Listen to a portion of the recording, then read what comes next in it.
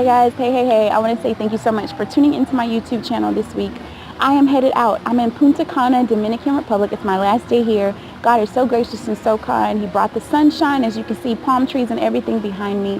It's been a wonderful time here, and so I wanted to shoot a video here. As I've been doing a series on how to have the best year of your life, I want to wrap up this one talking about discipline, what it means to be disciplined. You know, I read a quote that said, either you will have the pain of discipline or the pain of regret.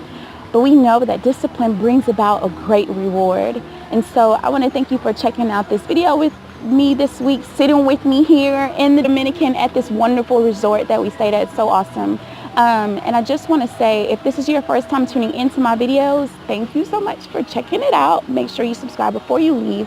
And if you are returning, I want to say welcome back. So let's talk about discipline. You know, when you look in Hebrews 12 and 11, it says that for a moment, all discipline seems painful or unpleasant, but it will eventually yield the peaceful fruit of righteousness to those who are trained by it. You know, and when you think about discipline overall, none of us want to do it, right? For those who like to work out, you're saying to yourself, I'm going to be disciplined. I'm going to get up every day. I'm going to work out. For those of you who are trying to develop a closer relationship with God, you're like, Lord, I want to wake up every morning, so I'm going to get up a little bit earlier, or I'm going to stay a little bit later, or instead of hanging out with friends and doing things that I enjoy for a moment, I'm going to actually commit to doing something more for you.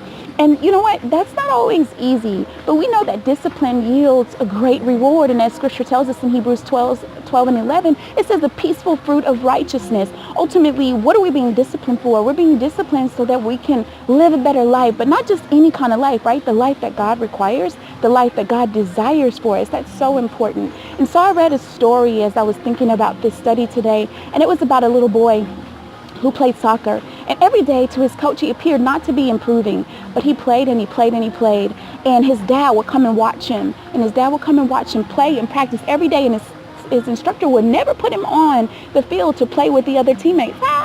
Y'all, it's a bug, sorry.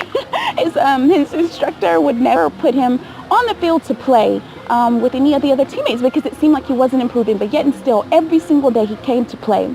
Well, after about 4 days, the coach noticed that the young boy stopped coming to play. A game was coming up, and the day of the game, the boy appeared. And he said, son, what are you doing here? You haven't been at practice? And the little boy said, could you please just put me in the game, coach? Please just put me in the game. I'm prepared. I'm ready for this. And he said, but you really haven't been improving. You haven't been improving. I've been seeing you practice, and you missed the last 4 days of practice. And so he said, coach, please, please, please. And he begged him so much that the coach said, I'm going to go against my better judgment, but I'm going to go ahead and put you in this game. And as he put him in the game, he saw that the little boy had such a great attitude. He played so well with his other teammates, and he did exceptionally well.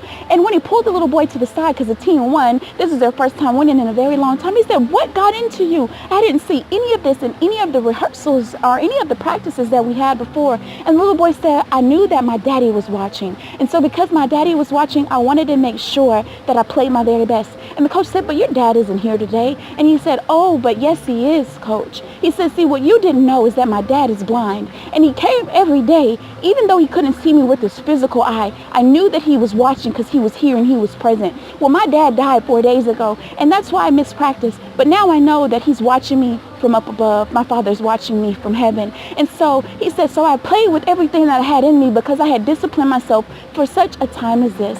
What am I telling you? I'm saying for you to play this game in life, for you to do everything that God has called you to do in this season of your life, the Lord is saying, I am watching you, and I want you to play your very best. I want you to go and win this thing called life. I want you to travel this journey with joy. There's going to be some times when you got to play with some teammates, but there's some times when you got to practice alone. And when it looks to everyone else like you're not improving, like you're not getting better, the Lord is saying, I'm still watching you. And maybe I'm not there physically, but my presence is there. And so the Lord wants to remind you of that. Discipline, it brings about such a great reward to those who are faithful, to those who are diligent. If you want to live the best year of your life, the best season of your life, if you want to do what it is that God has called you to do, you need to be disciplined. remember, you will either have the pain of discipline or the pain of regret. Regret in not knowing what would you have been if you had worked a little bit harder. What could you have accomplished if you would have strived just a little bit more? That's what we're talking about when we're talking about discipline. I want to end with this also and just say this. You know, God has afforded me the opportunity to come here and celebrate a wedding and celebrate love, and I love love. And I just want to say, while we're being disciplined, don't forget to enjoy the journey. Don't forget to enjoy life. Smile upon the beauty and everything that God has placed around you, the people that God has placed around you. Be faithful in every aspect of your life, in your relationships, in your friendship, in your work, in all that you do. And I just want to just say that this world that God has created is so beautiful. If you have the opportunity to travel, make sure you do so. If you have the opportunity to spend a little bit more time with loved ones, make sure you do so. But in the end, make sure that when the Father is watching, He's pleased with the performance. He's pleased with your overall performance. So I pray this video was a blessing to you. I want to thank you so much for watching. And y'all dealing with me with this bad hair. It's twisted up, ready for this airplane. I got 3 legs on my flight, so I try to get a little bit comfortable. But I want to thank y'all so much for watching me and joining me in Punta Cana, Dominican Republic. It has been an amazing time. As y'all can see, the Lord is really just shining His light upon us right now. The sun's really coming out. And so again, I just want to say thank you so much for watching. Make sure you tune in again and live this life, a disciplined life. The Father is watching. It's time we all put on our wings and soar.